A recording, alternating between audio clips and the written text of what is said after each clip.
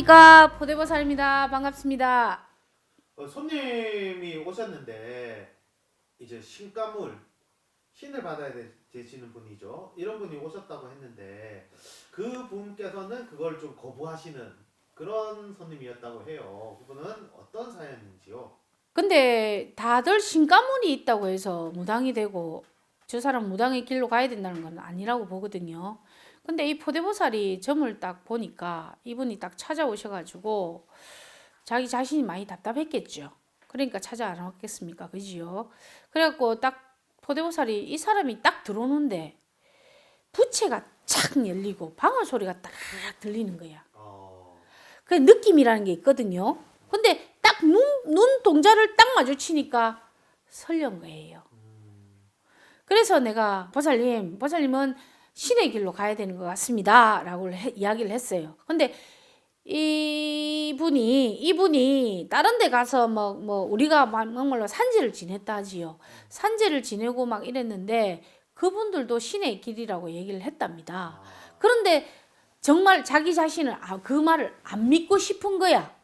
안 믿고 나는 신도 이때까지 아무것도 모르는데 느낌도 없는데 막 이렇게 하는데 그게 아니거든요. 왔을 때 정말 신가물이 강하고 이 사람이 불이무의 신과 불이먹지 못하는 신으로 갈리기 때문에 딱 들어왔을 때 우리 신을 받은 사람은 신이 있는 사람을 잘 알아보거든요. 그걸 하기 위해서 그 집 조상이 실리지 않겠습니까? 그래서 이 사람이 딱 들어왔는데 방울 소리와 부채가 반짝반짝 빛나는 거예요. 손님이 딱 들어왔을 때 그런 느낌인 거예요.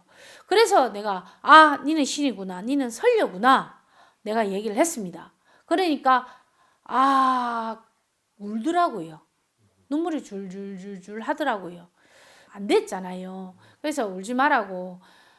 우리 역시 이 길로 올 때는 많은 고난과 고생이 있어서 이 길로 안 있겠습니까?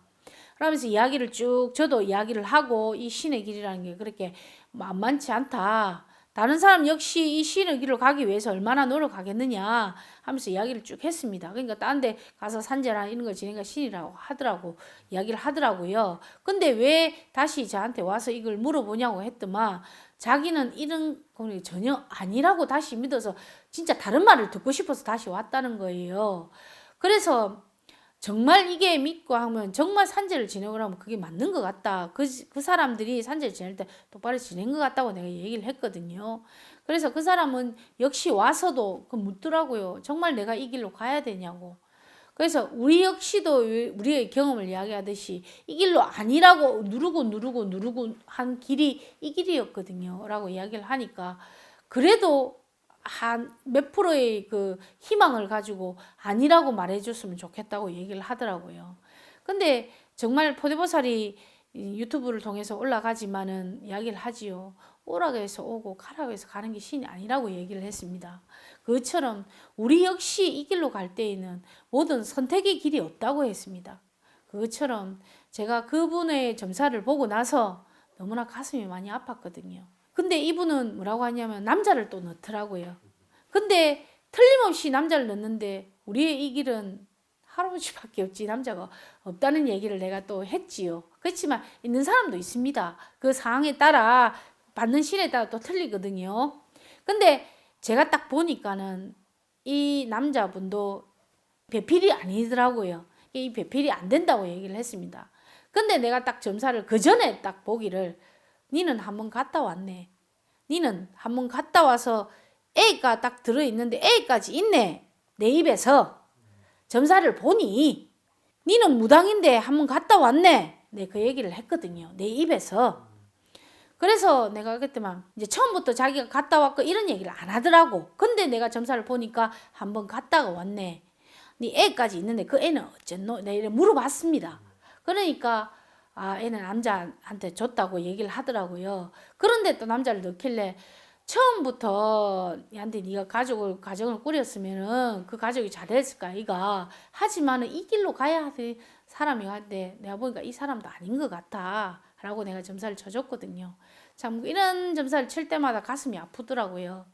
사실은 좀 행복한 가정을 꾸리고 나갔으면 하는 마음인데 사실은 오면 그런 무당을 우리가 알아봐야 되기 때문에 사실은 점을 그렇게 칠 수밖에 없었고 딱 내 입에서 설련해 니는 무당의 길이다. 그래도 자기가 아니네 하니까는 다시 고개를 푹 숙이고 다시 생각해 보겠습니다라고 가더라고요.